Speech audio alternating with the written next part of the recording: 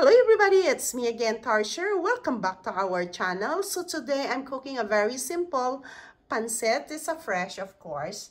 That's the pancit. And napa cabbage, white snow mushroom, snow peas, and of course the carrots and celery, garlic, onions, and sausage. Let's start cooking. Of course, sesame oil. Lahat ng luto ko, di ba? Sesame oil. Konti lang siya. Kasi, lagyan natin ng butter. Ayan, yung butter ko.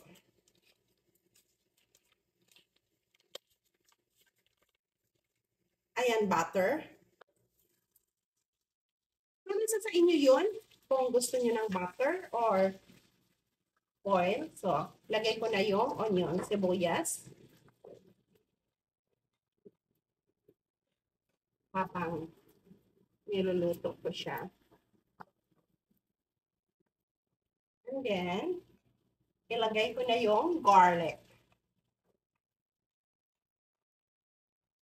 Nasa sa inyo din yun kung gusto nyo ng maraming garlic. Napakadali lang magluto ng pansit. Noodles. So, yan. I-brown lang natin siya konti. Then, ilagay ko na yung carrots. Kasi mas matagal konti maluto yung carrots. Kasi pag ako ang nagpansit, ayaw ko lagyan ng tubig. Yung gulay ko or yung pansit. Ayan.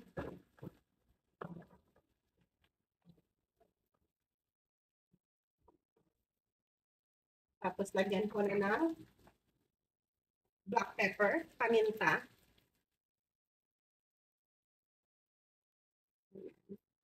Dali lang maluto yung carrot. Kasi maninipis ang hiwa ko. Pwede din kayo yung ready na, yung shredded sa store. Para wala nang masyadong trabaho, di ba? So, ako, ayan, ako ang naghiwa dahil nga wala akong shredded.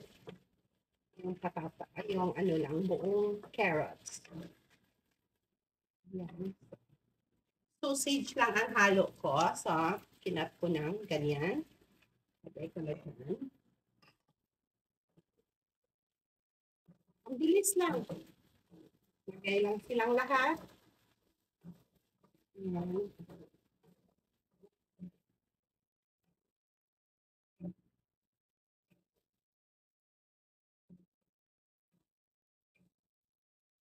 Ayan.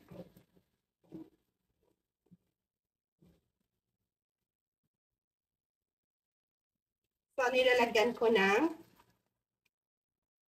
white mushroom. As I said, nasa sa inyo na yun kung paano kayo magluto. So, ito ay snow peas. Ilagay ko na silang lahat. Yung mga gulay ko. Ayan.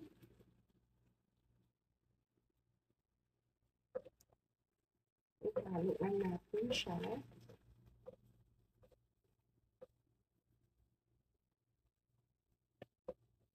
Super bilis, di ba?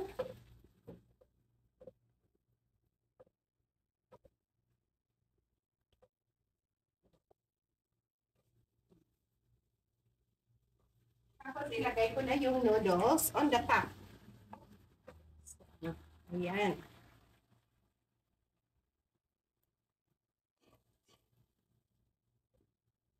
Ilagay ko na yung pansit dyan. Para maluto siya. Maluto konti yung gulay.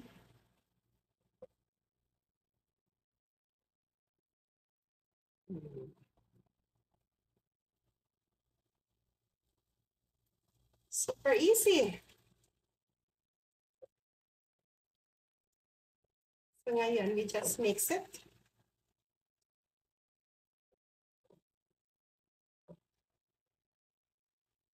Kailangan lang ihalo ng maigi para maluto yung pancit.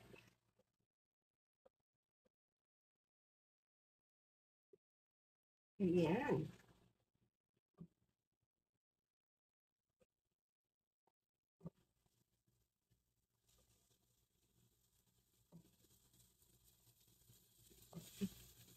Yan, luto na siya. Kasi ayaw ko yung pancit na overcook.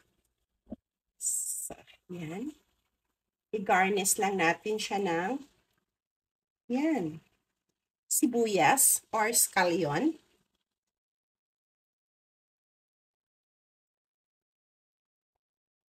So, our pancit is already cooked.